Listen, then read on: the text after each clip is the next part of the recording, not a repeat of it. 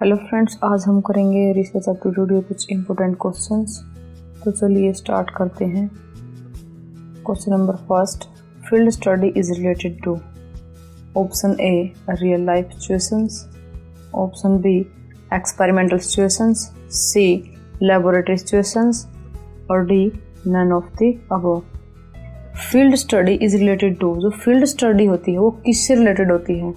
तो इसका हमारा जो करेक्ट आंसर होगा वो होगा real life situation. Real life situation कहते हैं दोस्तों, जब हम कोई भी फील्ड स्टडी करते हैं, हम फील्ड में जाकर यानी उस स्थान पर जाकर उस चीज़ का अध्ययन करते हैं या उससे संबंधित डाटा कलेक्ट करते हैं, तो इसलिए क्या हुआ, रियल लाइफ सिचुएशन से रिलेटेड हुआ। तो जो फील्ड स्टडी होती है हमारी वो रियल लाइफ सिचुएशन से रिलेटेड होती है। तो ऑप्शन ए इज करेक्ट। चलिए नेक्स्ट क्वेश्चन देखते हैं। The experimental study is based on the law of, जो एक्सपेरिमेंटल स्टडी होती है वो किस लॉ के ऊपर बेस्ड होती है? Option A single variable, option B replication, option C occupation, option D interest of the subject.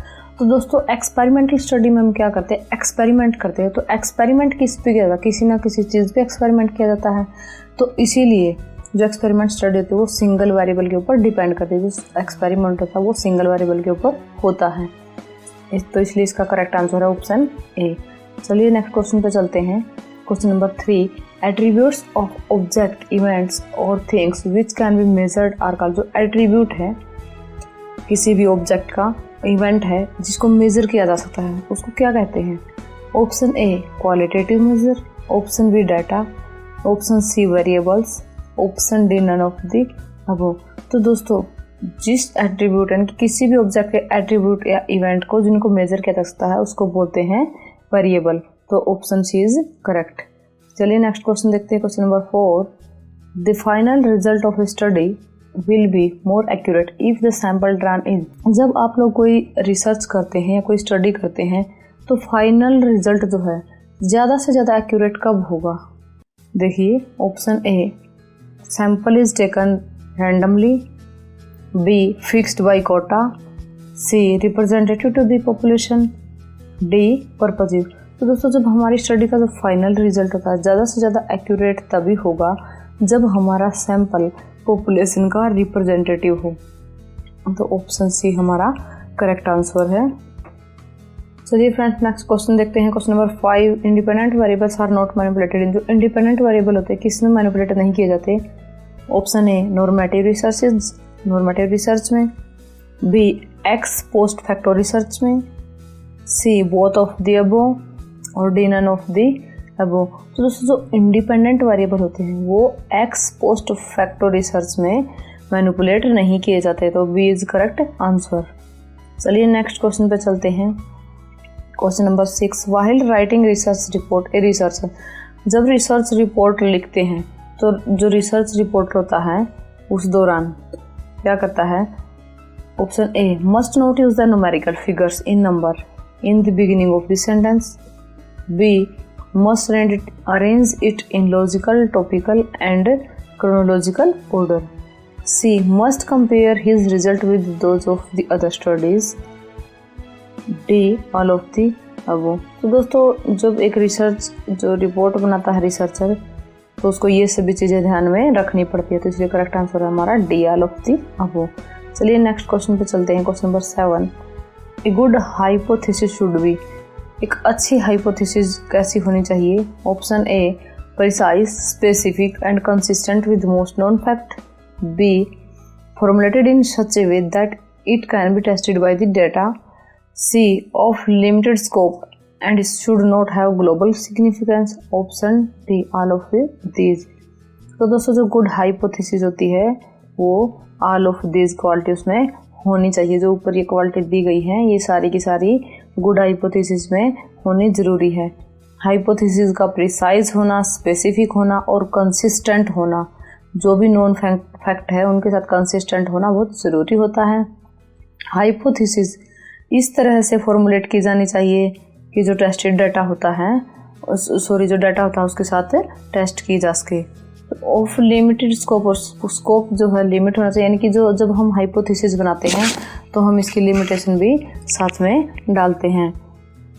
और इसका should not have global significance, इसका ग्लोबल सिग्निफिकेंस नहीं होना चाहिए। तो ये क्या है, सारे के सारे अच्छी हाइपोथेसिस के करैक्टरिस्टिक्स हैं।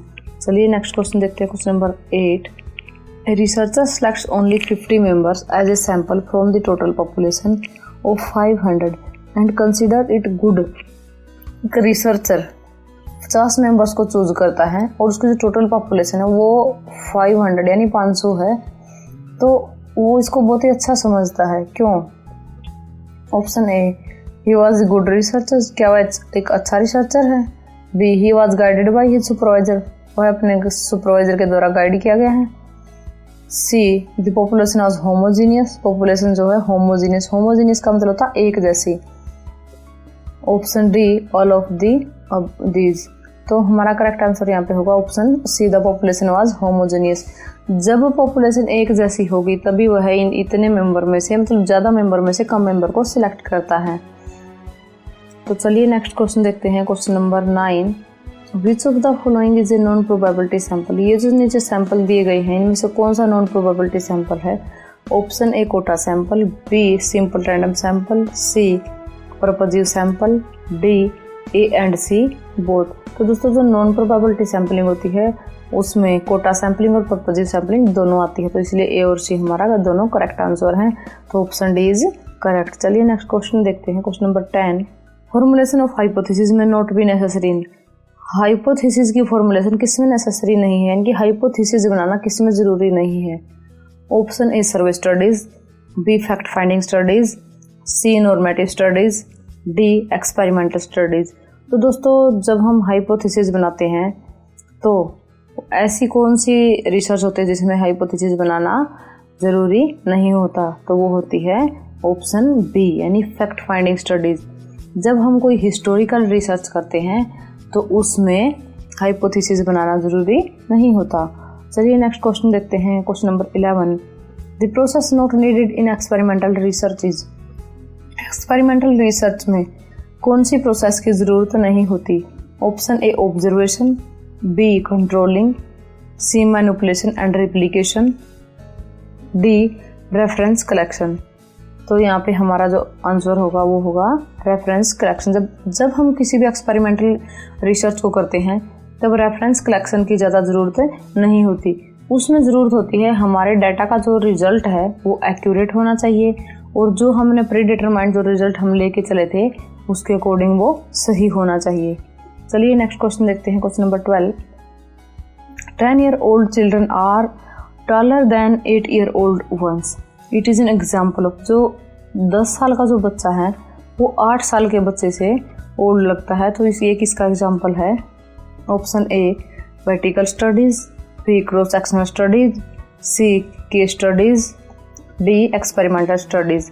तो हमारा यहाँ पे है correct answer B, cross sectional study में इस टाइप की स्टडी की जाती है। चलिए नेक्स्ट क्वेश्चन देखते हैं, question number 13। Validity and the reliability of research will be at on risk when, कब वैलिडिटी और रिलायबिलिटी जो रिसर्च के रिस्क के ऊपर होती है। Option A, the author who is the source of information is biased, incompetent and dishonest. B, the incident was reported after a long period of time from that of its occurrence. See, the researcher himself is not competent enough to draw logical conclusions. D, all of the above.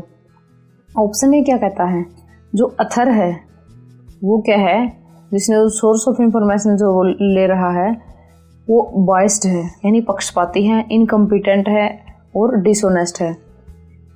जो information लेने वाला है या तो पक्षपात कर रहा है या फिर वो कुशल नहीं है या फिर वो ईमानदार नहीं है। Option B, the incident was reported after a long period of time. और जो इंसिडेंट जो है, जो वो रिसर्चर रिपोर्ट करने वाला है, वो जब वो इंसिडेंट हुई थी उसके अक्रेंस से काफ़ी टाइम के बाद उसको रिपोर्ट करता है, ऐसा है। ऑप्शन सी, या फिर रिसर्चर जो खुद कॉम्पिटेंट नहीं है और लॉजिकल कंक्लूजन को ड्रा नहीं कर सकता है, या फिर ऑल ऑफ अबव। तो दोस्तों जो वैलिडिटी और रिलायबिलिटी रिस्क के ऊपर होती है जब ये सारे के सारे ऑप्शन मौजूद हों, तो डी इज करेक्ट आंसर। चलिए नेक्स्ट क्वेश्चन देखते हैं, question number 14। Total error in a research. Research के अंदर जो टोटल एरर होती है वो इक्वल टू होती है option A sampling error plus non sampling error के, B sampling error plus non sampling error का स्क्वायर और under root, C only sampling error, D sampling error multiply by 100। तो दोस्तों जो टोटल एरर होती है रिसर्च के अंदर वो होती है under root sampling error plus non sampling error का और स्क्वायर। तो चलिए नेक्स्ट क्वेश्चन देखते हैं। Question number 15, the per capita income of India from 1940 to 1970 is 5 times। This study is, जो कैपिटल जो इनकम है इंडिया की वो 1940 से 97 के बीच में जो है 5 times इंक्रीज हुई है। तो ये स्टडी क्या कहती है? ऑप्शन ए स्टडी क्या सोशल है, बी हॉरिजॉन्टल है, सी लॉन्गिट्यूडिनल है, डी फैक्टोरियल है। तो दोस्तों ऐसी जो स्टडी होती है वो होती है लॉन्गिट्यूडिनल। चलिए नेक्स्ट क्वेश्चन देखते हैं। Question number 16, who is regarded the father of scientific social surveys. जो साइंटिफिक सोशल सर्वेज होते हैं उनका फादर किसे माना जाता है? Option A Darwin, B Booths, C Best, D none of these. तो दोस्तों जो बोथ्स थे उनको साइंटिफिक सोशल सर्वे का फादर माना जाता है। तो ऑप्शन बी इज करेक्ट। चलिए नेक्स्ट क्वेश्चन देखते हैं। Question number 17, a research problem is feasible only when. Research problem feasible तभी होगी। Option A it is researchable, यह रिसर्च करने योग्य हो, बी यह इट इज न्यू, यह नहीं हो, and add something to knowledge, और नॉलेज में कुछ नया ऐड करती हो, C it has utility and relevance, इसकी उपयोगिता हो और ये रिलेवेंस हो, डी ऑल ऑफ दिस। तो रिसर्च प्रॉब्लम फिजिबल कब होती है? जब उसमें सारे के सारे कैरेक्टरिस्टिक्स अवेलेबल हो। तो ऑप्शन डी इज करेक्ट। चलिए नेक्स्ट क्वेश्चन देखते हैं। क्वेश्चन नंबर 18, हाइपोथेसिस का not be stated in. Hypothesis किस में स्टेट नहीं करती या किस में नहीं बनाई जाती? Option A null and question form term, ये नल और क्वेश्चन फॉर्म में स्टेट नहीं की जाती, बी डिक्लेरेटिव टर्म्स में नहीं स्टेट की जाती, सी जर्नल टर्म्स में स्टेट नहीं की जा सकती, डी डायरेक्शनल टर्म में हाइपोथेसिस स्टेट नहीं की जा सकती। इनमें से कौन सी है? करेक्ट आंसर है हमारा ऑप्शन सी। जो हाइपोथेसिस होती है वो जर्नल टर्म में स्टेट नहीं की जाती, यानी कि जब हाइपोथेसिस की जब हम डिक्लेरेशन देते हैं या हम जब हाइपोथेसिस बनाते हैं उनको जर्नल टर्म में स्टेट नहीं किया जाता। उनको हम नल और क्वेश्चन फॉर्म में बना सकते हैं, डिक्लेरेटिव फॉर्म में बना सकते हैं और डायरेक्शनल टर्म में भी हम हाइपोथेसिस बना सकते हैं। तो चलिए नेक्स्ट क्वेश्चन पे चलते हैं। Question number 19, an example of scientific knowledge is. जो साइंटिफिक नॉलेज होती है उसका example. Option A authority of the prophet और great man, B social traditions and customs, C religious scriptures, D laboratory and field experiment. तो दोस्तों जो scientific knowledge होती है उसका एग्जाम्पल होता है लैबोरेटरी एंड फील्ड एक्सपेरिमेंट्स। यही जो है हमारा साइंटिफिक नॉलेज का एग्जाम्पल है। चलिए नेक्स्ट क्वेश्चन देखते हैं। Question number 20, researcher selected probability sample of 200 out of the total population. जो रिसर्चर है वो 200 का प्रोबेबिलिटी सैंपल लेता है टोटल पॉपुलेशन से, देन इट इज, तब इसको क्या कहते हैं? Option A cluster sample, B random sample, C stratified sample, D a systematic sample. तो दोस्तों इसका आंसर होगा रैंडम सैंपल।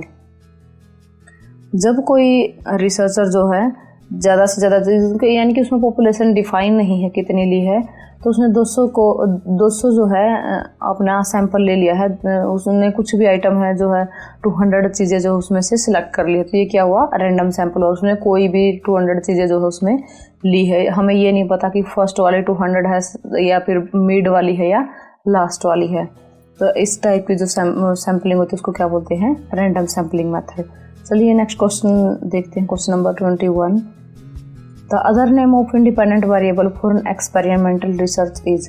जो इंडिपेंडेंट वेरिएबल का जो दूसरा नाम है एक्सपेरिमेंटल रिसर्च में वो क्या होता है? Option A treatment variable, B experimental variable, C manipulated variable और डी ऑल ऑफ अबो। तो हमारा करेक्ट आंसर है ऑल ऑफ दी अबो। जो इंडिपेंडेंट वेरिएबल होता है एक्सपेरिमेंटल रिसर्च में उसको ट्रीटमेंट वेरिएबल भी कह सकते हैं, एक्सपेरिमेंटल वेरिएबल भी उसको बोलते हैं और मैनिपुलेटेड वेरिएबल भी उसको कहा जा सकता है। तो इसलिए करेक्ट आंसर क्या है? Option D all of the above.